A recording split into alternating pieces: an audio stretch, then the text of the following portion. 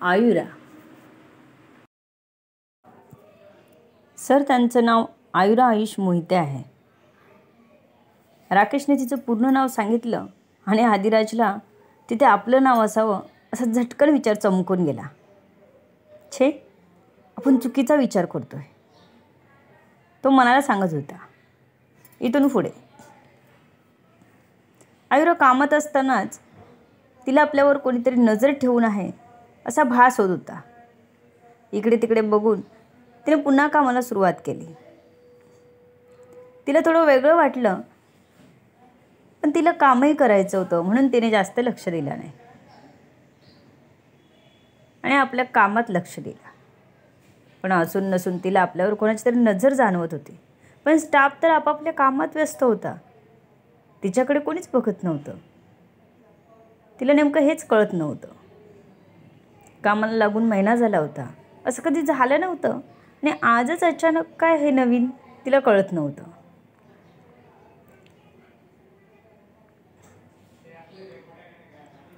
तिला आजूबाजूला बघताना बघून थोड्याच वेळात आदिराज तिथून निघून गेला. राकेश, मला वाटतं इथे नाही आलं तरच बरं होईल, तो हँडल कर इथलं, राकेशला म्हणाला आणि जायला निघाला. ह्या बॉसला आपल्या काय झालं? त्याच्या पाठमोरे जाणाऱ्या आकृतीकडे बघत राकेश म्हणाला, आजकाल बॉस विचित्रच वागतात. निधी मॅडमना पण शोधायला नको म्हणाले. त्याला आदिराजमध्ये झालेला बदल कळत नव्हता. आयुरा काम करून आपला वेळ झाला तशी निघाली. राकेश कधीचा तिथेच उभा होता आपल्या बॉसचा विचार करत.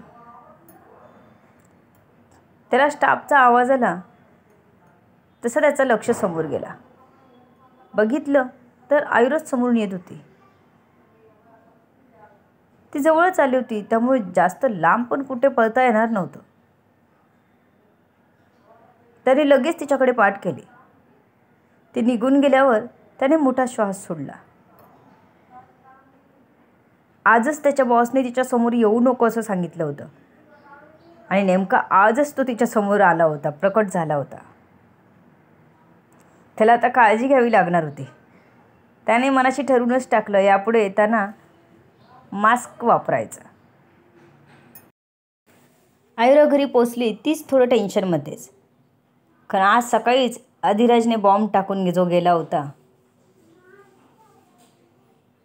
त्याने आयुषला आणि तिलाही टेन्शन आलं होतं. आदिराज एक सटकू आहे, त्याचं समजू शकतो, तो हे करू शकतो. पण जर तो स्वतःहून सांगतोय की मी हे केलं नाही, तर नेमका कोण आपला दुश्मन आहे? आणि पुन्हा तो ही हिंमत करणार नाही कशावरून? तिचं मन अस्थिर होतं.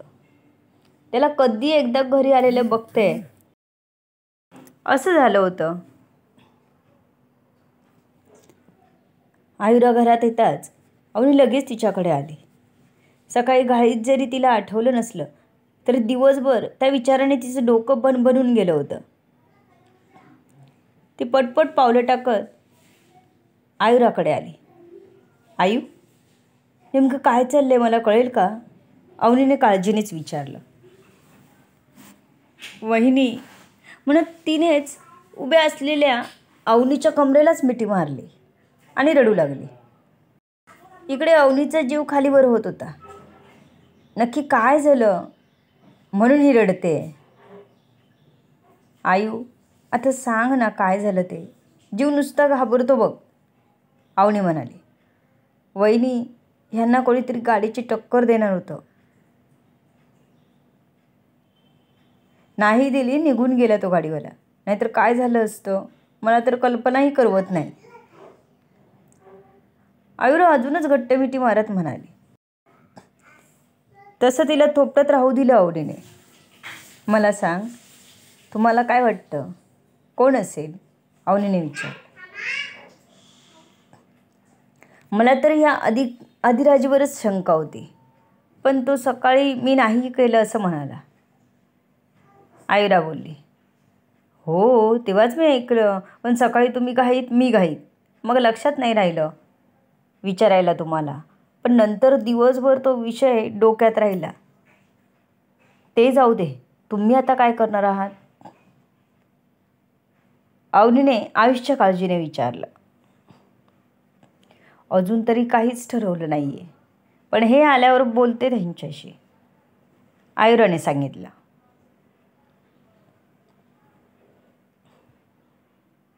आयुषला आता सावध राहायला सांग. एकदा भयंकर प्रसंगातून आलोय बाहेर आपण सगळे, पण आता नाही ते सहन होणार आपल्याला. काळीज आधीच वाईटाचं कल्पनेने दडपून जातं. अवनीच्या डोळ्यातून अश्रू आले. आयुष त्यांच्याशी नेहमी मस्करी करून राहायचा. काहीतरी खायला द्या म्हणून हट्ट करायचा. ही वहिनी दिराची जोडी अगदी बहीण भावाच्या जोडी वाटायची. अवनीलाही तिच्या माहेरची आठवणी यायची. हा एकमेव तिच्याशी हसून बोलणारा होता. आराध्याला कधी मस्करी करून बोललं जमलं नव्हतं. आयुषला कॉल कर आणि बोलावून घे, अवनीने सांगितलं. हो, मी लावतेच आहे, पण ते उचलत नाहीत. आयुराने आपली चिंता अवनीला बोलून दाखवली. थांब, मीच लावते म्हणत अवनीने लगेच फोन आणून त्याला कॉल केला. नेमका आयुषने हातात घेतला होता फोन आयुराला फोन करायला, ती पोचली का विचारायला. पण बघतो तर काय, तिचे 10 मिनिट्स कॉल होते. एवढे काही कॉल करते? त्याने तिचा नंबर डायल करायला काढलाच होता की अवनीचा कॉल आला. वहिनी, आयु घरी आली का गं? त्याने काळजी भरल्या स्वराने विचारलं. हो, ही काय, तुम्हालाच कॉल करत होती. हो, ही काय, तुम्हालाच कॉल करत होती. तुम्ही उचलेनात म्हणून किती काळजी वाटली आम्हाला. तुम्ही आयुषशी बोला, अवनी म्हणाली आणि फोन आयुराकडे दिला. अहो, तुम्ही व्यवस्थित आहात ना? तुम्ही घरी या ना लवकर, मला भीती वाटते. आयुरा एकदम रडकुंडीला आली होती. आयु, मी दुकानात सुरक्षित आहे. रोज तर दुकान बंद नाही ना ठेवू शकत. मेहनतीने आता कुठे चालायला लागलं आहे. ते असं न कळलेल्या शत्रूला घाबरून घरात बसून कसं चालेल?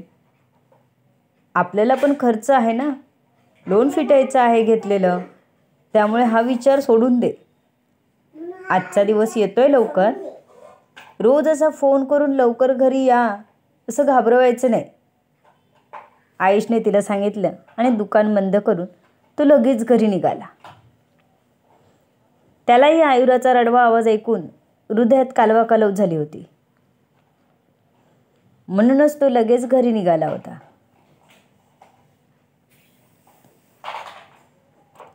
तो घरी पोचला तर नुकतीच फ्रेश होऊन आयुरा बाथरूममधून बाहेर येत होती. आयुषला आलेलं बघितलं आणि धावतच त्याला बिलगली. आयु, त्याने हळूच तिला बाजूला करत तिचा चेहरा हातात घेतला. मी लगेच फ्रेश होऊन येतो, कारण दिवसभर दुकानात बसून अंग पूर्ण घामेजून गेलं होतं त्याचं. तो फटाफट शॉवर घेऊन बाहेर आला. आत्ता त्याला खरं बरं वाटलं. बेडवर असंच कुठेतरी हरवून बसलेल्या आयुराकडे आला. काय मोहिते बाई, तुम्ही एवढं टेन्शन घेताय? काय होणार त्याने? आजारी पडाल, मग आमची काळजी कोण घेणार? आयुष तिच्याकडे डोळ्यात मिश्किल भाव घेऊन म्हणाला. ह्या त्याच्या रडव्या बाहुलीवर त्याला खूप प्रेम येत होतं. तशी आयुरा उठून त्याला बिलगूनच गेली.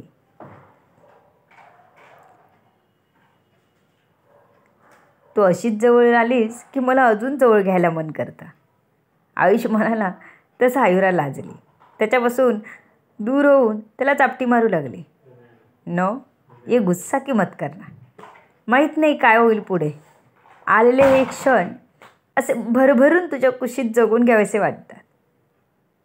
आयुष आणि आयुरामध्ये एकदम रोमॅन्टिक वातावरण असतानाच अवनी मात्र आपल्याच टेन्शनमध्ये आयुषला चहा घेऊन आली आणि नॉक न करताच तिने दरवाजा उघडला. तसे एकदम घट्ट बाहुपाशात असलेले ते दोघं लगेच वेगळे झाले. अवनीला बघून आयुष काहीच बोललं नाही. ओह सॉरी ते काळजी लागून राहिलेली त्यामुळे पटकन आले आत. ही चहा घ्या, मी जाते म्हणत अवनी त्यांचं काही न ऐकताच तिथून धावतच निघून गेली. तसे आयुराचे गाल मात्र अजूनच लाल झाले. ते इतके हरवले होते स्वतःत की त्यांना दरवाजा उघडा आहे याचं भानच नव्हतं. आता वहिनी आपल्याला चिडवणार हे आयुराला चांगलंच माहिती होतं. तुम्ही चहा पिऊन वहिनीशी बोलून घ्या, ताई खूपच टेन्शनमध्ये आहे. आयुराने चहा पुढे करत आयुषला सांगितलं. तुम्ही दोघंही ना उगाच टेन्शन घेऊ नका, काहीतरी मार्ग नक्कीच निघेल. मी बोलतो वहिनींशी. काळजी करत राहता तुम्ही खूप. आयुष तिला समजावत म्हणाला. मग काळजी नाही का वाटणार? ती रडवेले तोंड करत म्हणाले. अगं आता रडू नकोस, आता वहिनींशी बोलू ना, निघेल मार्ग काहीतरी. तिला पुन्हा एका हाताने मिठी मारत तो म्हणाला. काय मार्ग काढतील तिघं मिळून? त्यासाठी तुम्हाला ही कथा पुढे वाचावी लागेल. वाचत राहा, एन्जॉय करत राहा, कमेंट करत राहा. To be continue. सर्व गोष्टी जाणून घेण्यासाठी पुढील होणारे भाग वाचायला आणि ऐकायला विसरू नका. तुमच्या अमूल्य प्रतिसादाची आतुरतेने वाट बघते लेखिका शब्दवेदी उर्फ संतोषी गजानन राणे पाताळे. धन्यवाद. या कथेला जास्तीत जास्त लोकांपर्यंत पोचवा. लाईक करा, कमेंट करा आणि चॅनलला सबस्क्राईब करा.